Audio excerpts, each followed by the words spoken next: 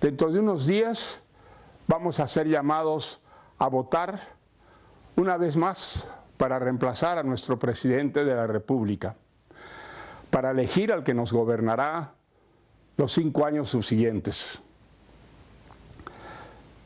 Keiko Fujimori, que quedó segunda en la primera vuelta de las elecciones, a 6 puntos del ganador, en estos días, recorriendo el norte del Perú y parte de la Amazonía, ha conseguido, según algunas encuestas, alcanzar al ganador. Creo que estas son las elecciones probablemente más importantes de la historia del Perú.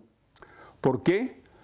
Porque en ellas, a diferencia de lo que ha ocurrido en otras, no vamos a elegir a unas personas, sino vamos a optar por un sistema.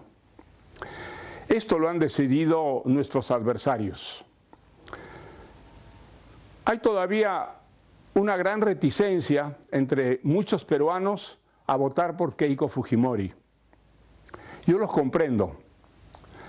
Creo que entre los peruanos he sido uno de los que ha censurado de manera más crítica y sistemática al señor Fujimori desde que a los 2 años de asumir el poder dio un golpe de Estado. Sin embargo, en estas elecciones yo voy a votar por Keiko Fujimori y he pedido a mis compatriotas que hagan lo mismo. ¿Qué es lo que ha ocurrido entre tanto para que yo cambie de manera de pensar? Creo que la razón es que si nosotros elegimos al señor Castillo en esta segunda vuelta, probablemente ya no haya más elecciones libres en la historia del Perú. Tanto el propio Castillo como el señor Cerrón, que dirige el partido que lo ha presentado como candidato a las elecciones, y varios de los elegidos en el Parlamento en esta lista han proclamado que ellos son más que ciudadanos verdaderamente revolucionarios y que ese poder que alcanzaron mediante los votos ya no lo dejarán.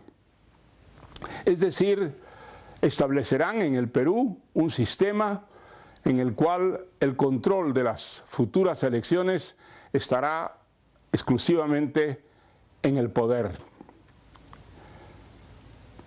Esto, en otras palabras, quiere decir el establecimiento de un sistema socialista o comunista que veniría a añadirse a los sistemas establecidos en Venezuela, en Cuba y en Nicaragua. Simplemente estos compatriotas no parecen haberse enterado que el comunismo ya no existe, que es simplemente una obra de países fallidos como Cuba, Venezuela y Nicaragua. Las grandes potencias que fueron socialistas han dejado de serlo. La URSS ha desaparecido y Rusia, la Rusia de Putin, es hoy día un país capitalista de amiguetes. Y China es un país que ha establecido un sistema dictatorial, por supuesto, en el que los propietarios de empresas pueden ser millonarios. Yo en el año 2010, la última vez que estuve en China, descubrí a través de ese periódico que reparten en los hoteles de lujo de China que 2 multibillonarios habían sido elegidos miembros del Politburó o el Comité Central del Partido Comunista Chino. ¿Qué clase de socialismo es ese?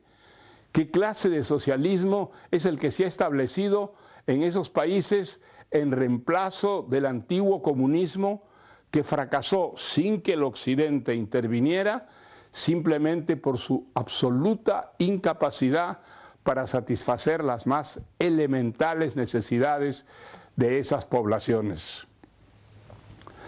Yo no quiero que mi país sea en el futuro la Venezuela de estos días, un país potencialmente riquísimo, del que por lo menos 5,5 millones de personas han huido para encontrar trabajo y no morirse de hambre.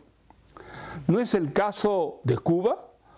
¿No es Cuba un país que desde hace 60 años vive una dictadura sistemática que ha empobrecido enormemente a la que era la cuarta economía de América Latina? Y la pobre Nicaragua del comandante Ortega y su esposa, que es un país sometido periódicamente a represiones brutales, donde no hay libertad de prensa, donde no hay derecho de invertir y donde los propietarios son automáticamente nacionalizados. Yo no quiero ese futuro para mi país. Creo que la señora Fujimori ha hecho suficientes explicaciones de los errores que ha cometido en el pasado.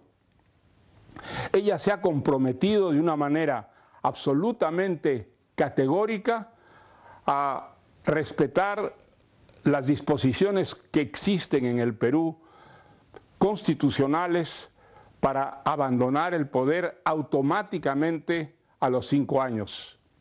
Se ha prometido en estos años respetar sistemáticamente el derecho de crítica en la prensa. Se ha comprometido a respetar el poder judicial y a no efectuar despidos ni renovaciones de esta institución fundamental para la democracia en los 5 años que estaría en el gobierno.